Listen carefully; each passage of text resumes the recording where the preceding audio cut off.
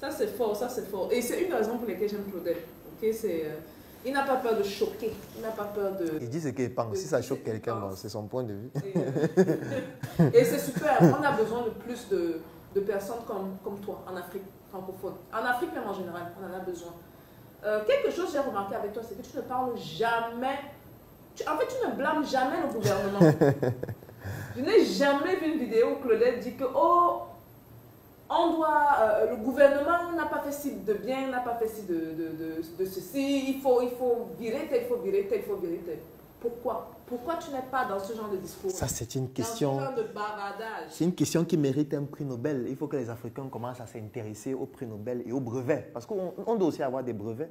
On ne peut pas tout le temps utiliser ce que les autres font et être content que le téléphone, c'est bien. Non, on doit aussi créer nos brevets. En fait, il y a un de mes livres dans lequel je parle du cerveau orienté problème et du cerveau orienté solution. D'ailleurs, c'est mon 5e livre qui s'appelle « Les 100 idées de projet à débuter sans financement ». Et dans ce livre, je parle donc de ces deux notions. Il y a deux catégories de personnes. Il y a des personnes qui ont le cerveau orienté problème et il y a des personnes qui ont le cerveau orienté solution. Je vais commencer par ceux ayant le cerveau orienté problème.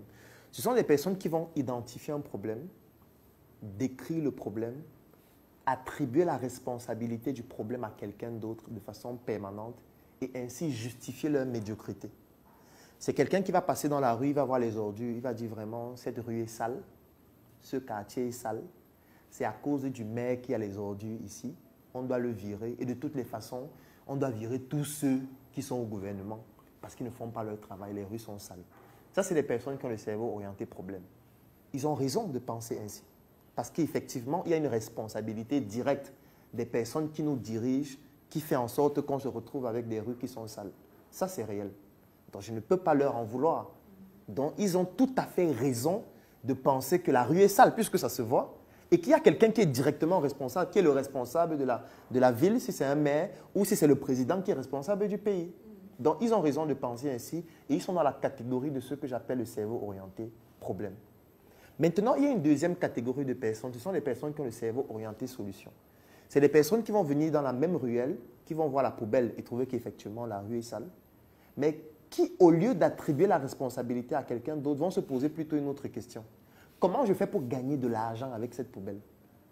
Et directement, ils vont mettre sur pied des solutions. Ils vont peut-être passer par des solutions de recyclage. Ils vont peut-être, par exemple, passer par des solutions en amont ou en aval. En amont, ça veut dire, je m'en vais dans les ménages, je leur propose de venir prendre leurs ordures et d'aller les vider et ils me payent. Ou alors, je les prends gratuitement pour les transformer et utiliser les données qui correspondent à leurs ordures pour leur proposer des produits personnalisés. Ou alors, je vais me charger juste de ramasser les ordures qui sont déjà dans la rue, comme par exemple des déchets plastiques pour les transformer en pavés, en tuiles ou en tout autre objet de transformation. Si c'est peut-être des déchets organiques en charbon écologique, en biogaz, biodiesel, etc. et pouvoir vendre ces produits. Vous voyez qu'on a deux catégories de personnes. On a une catégorie de ceux qui vont se plaindre à longueur de journée et dire que c'est tel, on doit le virer, il doit partir. Et une autre catégorie qui utilise le problème pour gagner de l'argent ou qui utilise le problème pour proposer une solution et vendre la solution à ceux qui passent le temps à se plaindre. Donc, dans notre société, nous avons deux catégories de personnes. Et moi, je fais partie de la catégorie de ceux qui ont un cerveau orienté solution. Et c'est ça l'entrepreneuriat. Parce que problème égale opportunité d'affaires en entrepreneuriat. Donc, moi, je suis content qu'il y ait des problèmes au Cameroun, qu'il y ait des problèmes en Afrique, parce qu'en fait, c'est autant d'opportunités pour que nous puissions gagner autant d'argent et vouloir aussi aller conquérir peut-être la planète Vénus, comme Elon Musk a pris Mars. Donc, c'est pour dire quoi? C'est pour dire que je n'ai pas du temps à critiquer les gens à longueur de journée. Ça ne fait pas partie de ma mission. Ma mission, c'est d'identifier pourquoi on les critique, d'identifier les problèmes qui poussent à ce qu'on les critique, de proposer des solutions qui vont permettre de faire en sorte que le problème pour lequel on les critique soit résolu et que je vende ces solutions et je gagne de l'argent. Là, vous restez critiqué, moi, je gagne de l'argent. Pour moi, c'est plus pertinent. Donc, critiquer ne donne pas l'argent. Non, je préfère laisser ceux qui critiquent critiquer. Parce que peut-être c'est aussi leur métier. Parce que si quelqu'un est peut-être un opposant, bon, il se nourrit de critiquer les autres et de prouver que lui, il a la meilleure solution, peut-être. Ça, c'est son métier. Il passe à longueur de journée dans les médias. Moi, à longueur de journée, je réfléchis comment devenir milliardaire en euros. Ça, c'est ça qui me préoccupe. Donc, je ne peux pas être en train de réfléchir sur tel doit partir, machin. Non, ça ne m'intéresse pas parce que ça ne fait pas partie de mon métier. Ça, c'est leur métier. Maintenant, ce qu'il faut aussi préciser, c'est le gouvernement, c'est qui? C'est aussi une question qu'il faut se poser. Parce qu'on ne l'a pas suffisamment dit. Lorsque la rue est sale, là, ce sont les habitants qui jettent la poubelle dans la rue. Donc ça veut dire que les habitants font aussi partie de l'écosystème. Ils sont aussi responsables du problème qu'il y a. Donc nous aussi, nous sommes le gouvernement. Et c'est la raison pour laquelle nous, on décide de créer la Startup Academy. Parce qu'on s'est rendu compte que notre système éducatif est tributaire de l'époque coloniale et ne nous apporte pas des solutions pertinentes par rapport à notre environnement. On s'est donc dit, au lieu de passer dans les médias à longueur de journée, dire que le système éducatif ne fonctionne pas, il faut que ceux qui ont mis ça sur pied soient virés, ce qui n'apporterait rien à personne, même 50 ans après. Nous nous sommes dit, nous allons créer une structure parallèle qui apporte les solutions pour lesquelles le système éducatif est dépassé. Et à travers ces solutions, nous allons vendre ces solutions à travers le monde et gagner de l'argent. Et c'est ce que nous faisons depuis 5 ans, parce que la Startup Academy existe depuis 2016. Donc voilà dans l'idéologie dans laquelle je suis. Donc je suis d'accord avec ceux qui critiquent, mais si ça leur permet d'atteindre leurs objectifs, c'est bien. Je suis aussi d'accord avec ceux qui utilisent les problèmes comme des solutions et proposent des solutions. Ça aussi c'est bien, parce qu'il faut de tout ça pour que la société soit optimale. Donc les gens qui critiquent là, ils ont fait de ça leur métier. Hein. Bah, c'est leur droit. C'est leur droit. Oui, je ne peux pas leur en vouloir. Encore qu'ils ont raison sur certains aspects. Moi, je vais prendre peut-être un exemple.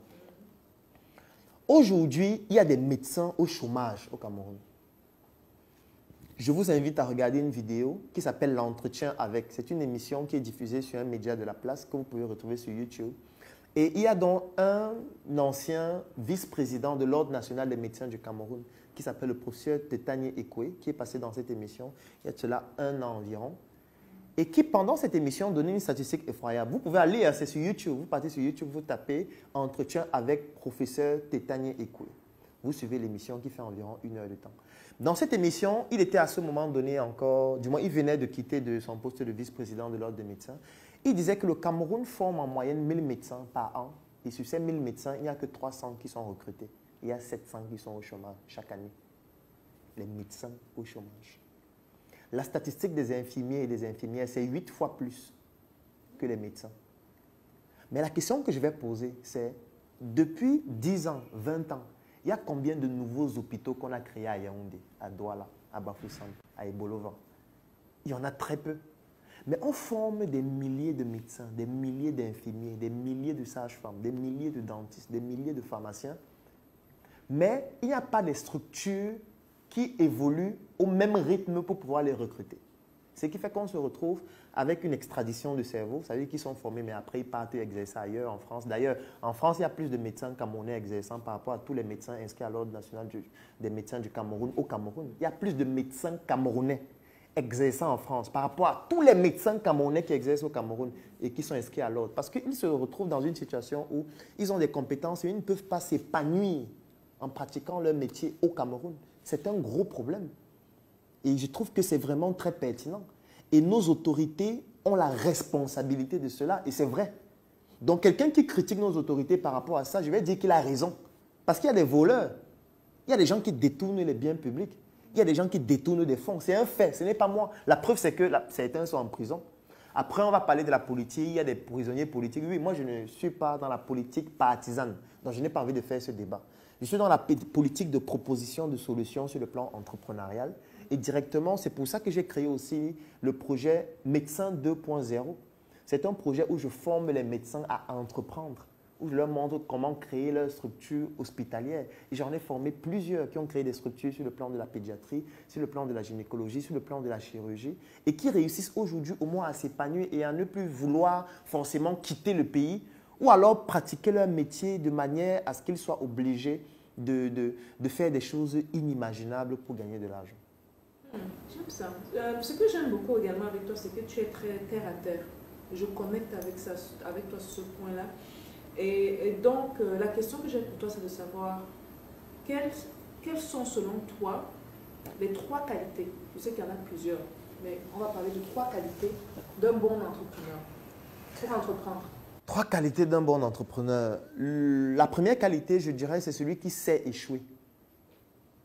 Il faut savoir échouer. C'est la première qualité. Parce que lorsqu'on se lance en entrepreneuriat, on va échouer régulièrement. On va régulièrement faire face à énormément de difficultés. Mais il faut juste comprendre qu'en réalité, l'échec, c'est une opportunité de mieux apprendre, de mieux refaire, de mieux se former et de pouvoir mieux affronter les difficultés. J'aime souvent dire, on ne devient pas boxeur professionnel en regardant des vidéos sur YouTube. Donc pour devenir boxeur professionnel, on prend les gants, on monte sur le ring et comme on sera novice au début, on va bien vous boxer, ce qui est normal au début. Vous allez rentrer, vous aurez les bosses, on va masser, vous allez revenir le lendemain, on va bien vous boxer.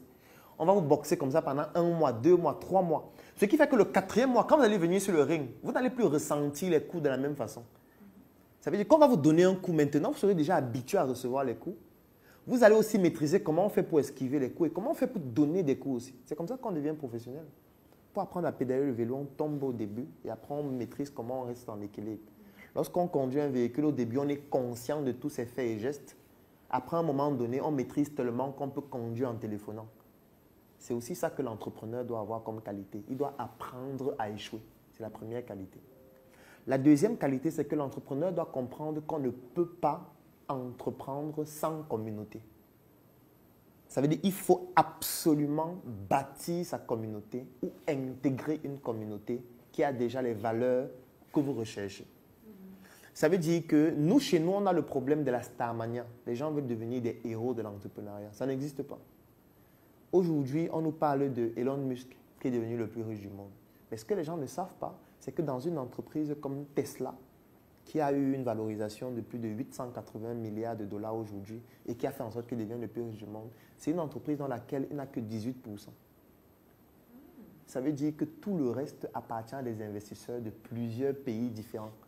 C'est que quand vous voyez en fait une voiture Tesla, c'est plusieurs millions d'investisseurs de plusieurs pays différents qui ont mis leur argent ensemble pour faire une seule voiture dans laquelle le fondateur qui est devenu le plus riche du monde n'a que 18%.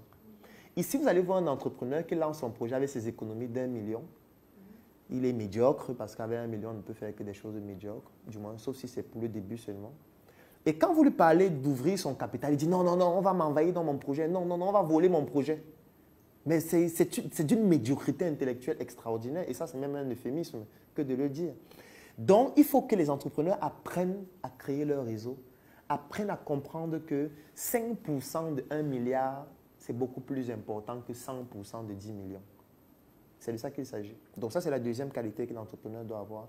Et la troisième qualité, c'est que l'entrepreneur doit comprendre qu'il doit se former infiniment. On n'arrête pas de se former. Et c'est ça une aberration de l'école. L'école nous a fait croire que quand on finit l'école, l'école s'arrête.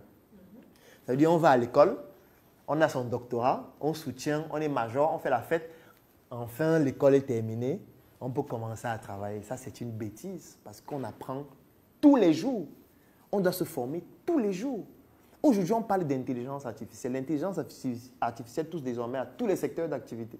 Aujourd'hui, si tu es un financier et tu n'as pas de connaissances en intelligence artificielle, tu seras bientôt obsolète, tu ne pourras travailler nulle part. Puisque désormais, c'est la fintech qu'on utilise dans toutes les institutions.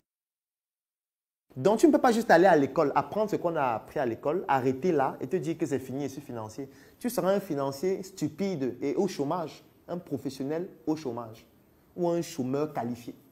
C'est de ça qu'il s'agit. Donc, il faut apprendre tout le temps et se mettre à jour continuellement par rapport aux évolutions dans ton domaine d'activité ou de manière globale. Parce qu'un entrepreneur, par définition, c'est quelqu'un qui doit être pluridisciplinaire. Donc, voilà globalement les 3 qualités. Donc, je vais dire 1, son réseau. 2, savoir échouer. 3, se former continuellement. Super, super. Merci, Claudel. On voit tes mots. Je ne suis pas une journaliste. Ça sort comme ça sort. Ça sort, les gars. Ça sort. Si tu veux réussir en 2025, tu dois comprendre une chose essentielle. Ce n'est pas celui qui a le meilleur produit qui vend le plus. Ce n'est pas celui qui travaille le plus dur qui gagne le plus. C'est celui qui sait comment vendre, comment convaincre et comment créer de la valeur. Combien d'opportunités as-tu déjà laissé passer parce que tu ne savais pas comment bien vendre?